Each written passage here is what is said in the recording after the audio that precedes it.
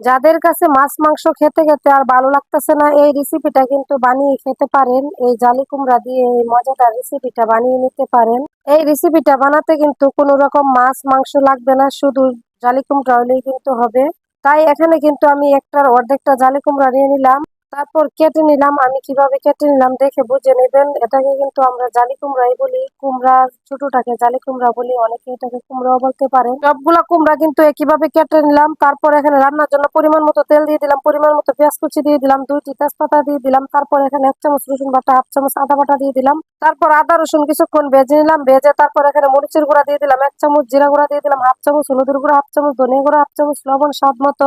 সব মশলা দেওয়া হয়ে গেলে এখানে অল্প পানি দিয়ে মশলাটা ভালো করে কষিয়ে নিতে হবে। মশলাটা কষানো হয়ে গেলে এখানে জালি কুমড়াটা দিয়ে দিলাম। কুমড়াটা দেওয়া হয়ে গেলে এখানে কিছুক্ষণ মশলাটার সাথে কষিয়ে নিতে হবে। তারপর এখানে পরিমাণ মতো কিছু মসুর ডাল দিয়ে দিলাম। মসুর ডালটাকে কয়েক মিনিট ভিজিয়ে রেখে দিবেন, তারপর কিন্তু নরম হয়ে যাবে। এভাবে দিয়ে দিলাম। তারপর কষানো হয়ে গেলে পানি দিয়ে দিলাম পরিমাণ মতো। এখানে টমেটো কুচি দিয়ে দিলাম পরিমাণ মতো, দিয়ে কিন্তু ডেকে কিছুক্ষণ রান্নাটা করে নিব। তারপর এখানে কাঁচামরিচ দিয়ে দিলাম কয়েকটা আস্ত।